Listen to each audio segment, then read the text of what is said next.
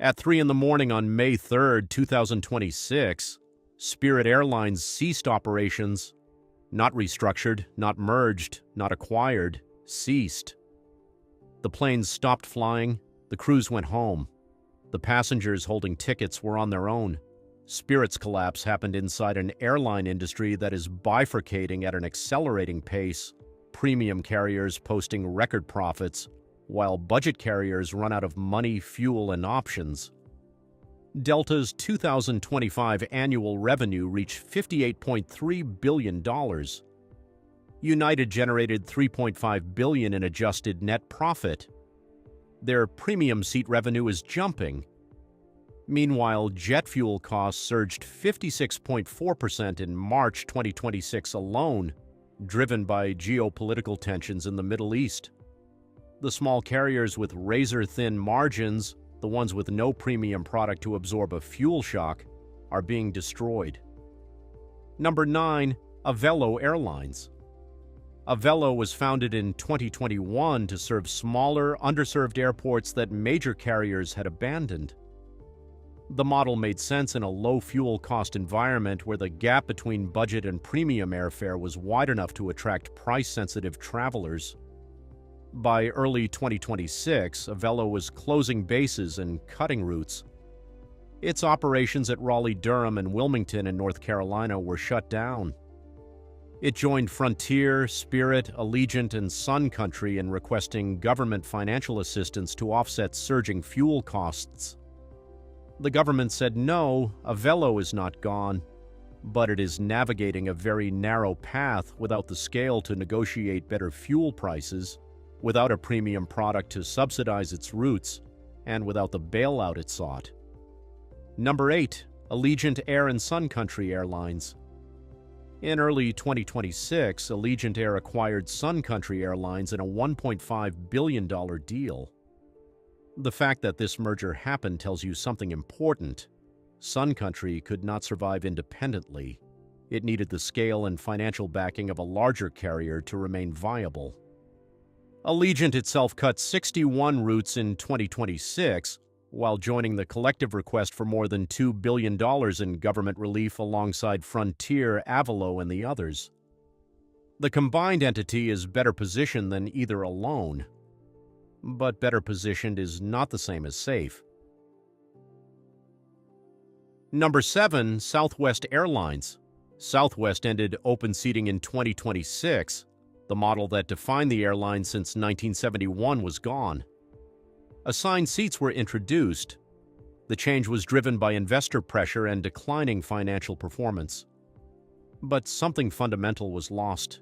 When you take away the thing that makes an airline what it is, you get a carrier competing on the same basis as everyone else, without the infrastructure, loyalty programs, or route network of the carriers it is now trying to match.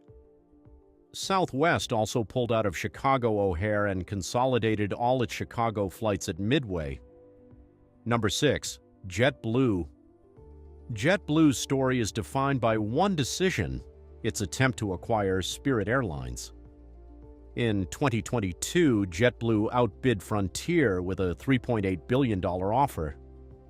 The acquisition was blocked by the Department of Justice in January 2024. What the antitrust ruling cost?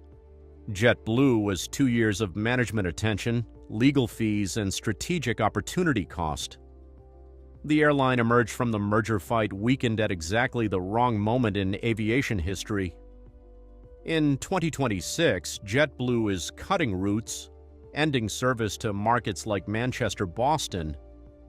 Analysts place JetBlue among the carriers most vulnerable to financial distress if fuel costs remain elevated. The common thread running through every carrier on this list is the structural collapse of the American ultra-low-cost carrier model. The model depends on low fuel costs, price-sensitive passengers who will tolerate a degraded experience for a cheaper ticket, and enough scale to negotiate reasonable aircraft leases. In 2026, all three conditions are under simultaneous pressure. Fuel has nearly doubled. The price-sensitive passenger is spending less. The budget carriers do not have the scale that Delta and United do. Number 5. Frontier Airlines. Frontier has reported negative margins for 6 consecutive years, sustained through sale-leaseback transactions on aircraft. In 2026, it exited 6 cities permanently: Corpus Christi, Knoxville, Sarasota, Spokane, San Jose in Costa Rica, and St. Martin. It shut down more than 20 routes. It stopped selling tickets beyond April 2026, which analysts interpreted as a sign the airline was preparing for a significant restructuring, or worse. It sought government relief and was denied. Frontier remains in the air, but 6 years of negative margins and route contractions paint a picture of a carrier running on borrowed time. Number 4, the fuel crisis. In March 2026, American Airlines spent 56.4% more on jet fuel than they had in February, not year over year, month over month.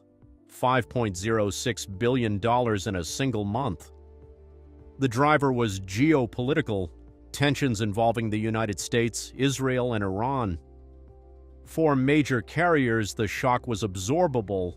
For ultra-low-cost carriers with no premium product, no loyalty program, and no cargo operation, the fuel shock was existential. Spirit's bankruptcy and ultimate cessation cannot be fully understood without the fuel crisis as context. Number 3, the K-shaped market. Delta's premium seat revenue accounted for 60% of total airline revenue in 2025. United's premium revenue jumped 11%. These airlines were selling fewer economy tickets but generating more total revenue because each premium seat generates multiples of what an economy seat does. At the bottom of the K, Spirit, Frontier, Avelo, and JetBlue struggling with price-sensitive passengers who are cutting discretionary spending. The K-shape is not temporary, it reflects a structural shift. The legacy carriers built loyalty programs, credit card partnerships, and premium cabin networks, specifically to insulate themselves from price competition. The budget carriers cannot build those things without becoming something they are not. Number 2, the death of Spirit Airlines. Spirit was once one of the most profitable airlines in the United States.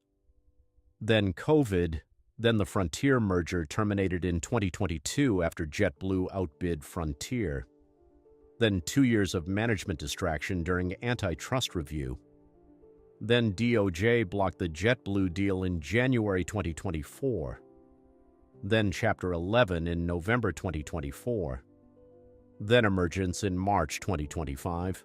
Then the second Chapter 11 in August 2025 as fuel costs surged. Then the failed $500 million federal bailout request. Then on May 2nd, 2026, at 3 a.m, the end.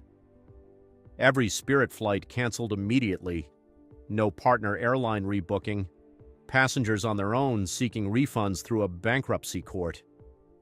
Transportation Secretary Sean Duffy blamed the Biden DOJ for blocking the JetBlue merger. Critics argued the business model was unsustainable regardless. Both things can be true simultaneously. Number 1, not an airline, a model. The American ultra-low-cost carrier model is broken, not because the carriers are poorly managed, not because low-cost air travel is a bad concept. It is broken because the specific conditions that made it viable in the American market have changed in ways that cannot be reversed by a new management team or a better fee structure. In Europe, the low-cost model works because routes are short, airports are close together, and the cost per seat mile is low enough to generate profit at budget prices. Ryanair and EasyJet operate in a fundamentally different geography than Frontier and Spirit.